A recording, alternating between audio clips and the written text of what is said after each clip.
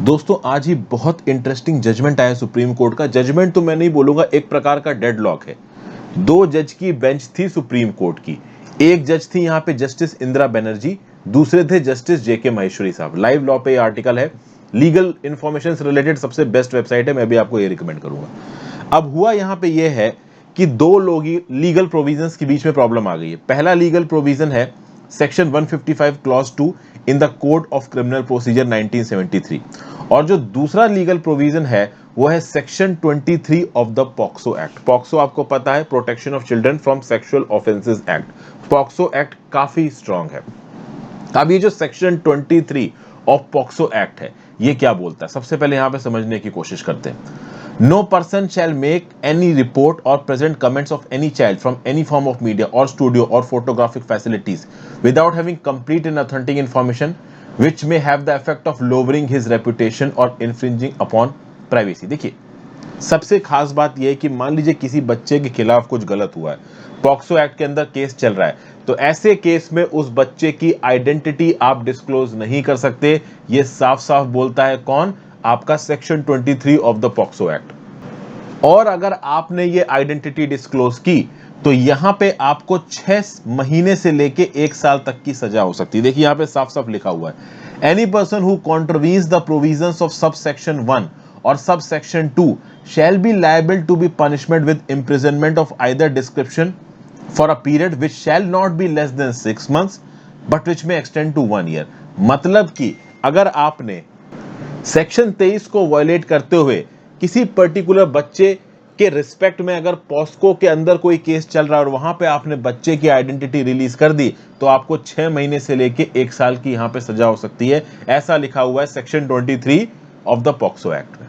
ठीक है भाई, अब यहां पे एक और एक्ट इंपॉर्टेंट हो जाता है, एक और सेक्शन इंपॉर्टेंट हो जाता है, वो है section 155 clause 2 in the code of criminal procedure 1973। यहां पे देखिए क्या लिखा हुआ है, no police officer shall investigate a non cognizable case without the order of a magistrate having power to try such case और commit the case for trial.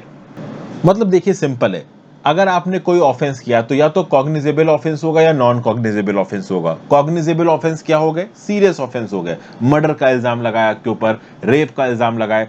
तो जब इस प्रकार के आपके ऊपर इल्जाम लगते हैं तो वहां पे ओवरऑल आपके खिलाफ इन्वेस्टिगेशन इमीडिएट शुरू हो सकती है, आपको इमीडिएटली अरेस्ट किया जा सकता है।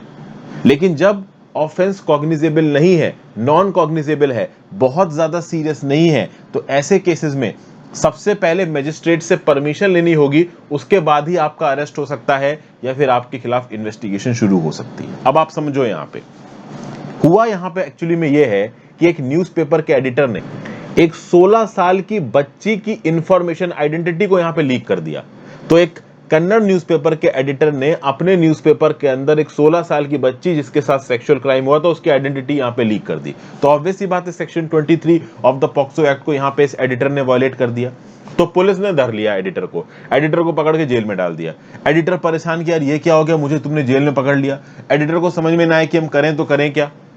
तो सबसे पहले तो एडिटर दौड़े दौड़े पहुंचे मजिस्ट्रेट के पास, और मजिस्ट्रेट के पास जाके बोले, माई बाप, सेक्शन 155 क्लॉज 2, इस सेक्शन में यह लिखा हुआ है कि अगर आपने कोई नॉन कॉग्निजेबल ऑफेंस किया है तो मजिस्ट्रेट की परमिशन के बिना इंक्वायरी शुरू नहीं हो सकती, इन्वेस्टिगेशन शुरू नहीं हो सकती, आप अरेस्ट करना तो दूर की बात है। मजिस्ट्रेट ने बोला ऐसा कुछ नहीं। ये हाई कोर्ट में गए, हाई कोर्ट में भी इनको कोई रिलीफ नहीं मिली, ये सुप्रीम कोर्ट पहुंच गए। देखो एक बात क्लियर है, अगर इस कन्नड़ न्यूज़पेपर के एडिटर ने उस बच्ची की आइडेंटिटी लीक की है तो सजा तो इसको होगी 6 महीने से लेके 1 साल तक की। लेकिन यहां पे क्वेश्चन ये है कि क्या सेक्शन 155(2) को फॉलो करना जरूरी था?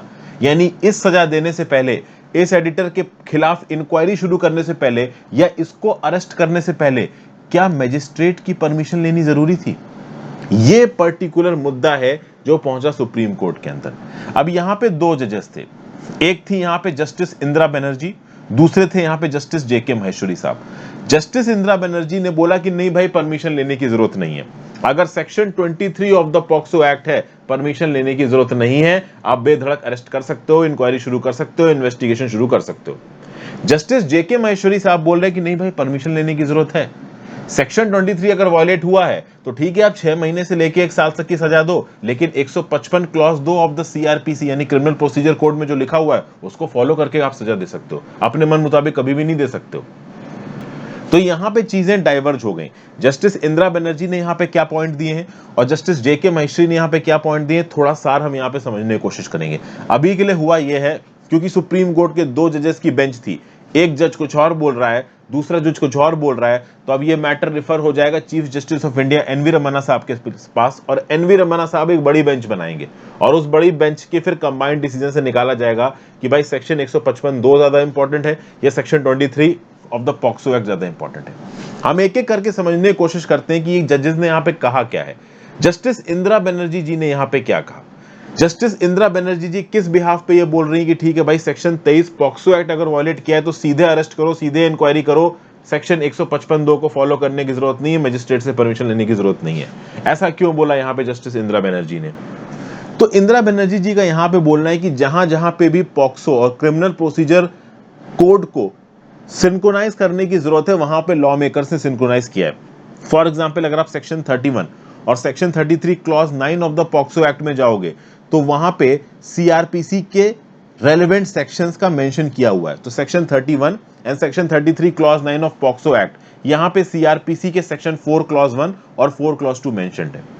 तो अगर किसी एक पर्टिकुलर पॉक्सो के सेक्शन में सीआरपीसी के सेक्शंस मेंशन हो सकते हैं, तो भाई पॉक्सो में सेक्शन 23 में भी अगर लॉ मेकर्स को सेक्शन 155 क्लॉज 2 जोड़ना था तो जोड़ देते। तो लॉ मेकर ने जानबूझ के नहीं जोड़ा ना, इसलिए अगर आप सेक्शन 23 पॉक्सो एक्ट का वायलेट करते हो तो सेक्शन 155 क्लॉज 2 मैटर नहीं करता है। ऐसा यहां पे जस्टिस इंदिरा बनर्जी बोल रही हैं। हो सकता है थोड़ा कंफ्यूजिंग हो गया हो, मैं फिर से बताता हूं, ध्यान से समझिएगा। पॉक्सो का नियम कानून बनाया हमारे लॉ मेकर्स ने, क्रिमिनल प्रोसीजर कोड बनाया हमारे लॉ मेकर्स ने। अब पॉक्सो का नियम कानून बनाते वक्त बहुत सारे सेक्शंस बनाए। जब सेक्शन 31 और सेक्शन 33 क्लॉज 9 बनाया पॉक्सो एक्ट का, तो उसमें सीआरपीसी के सेक्शन 4 क्लॉज 1 और 4 क्लॉज 2 का मेंशन किया।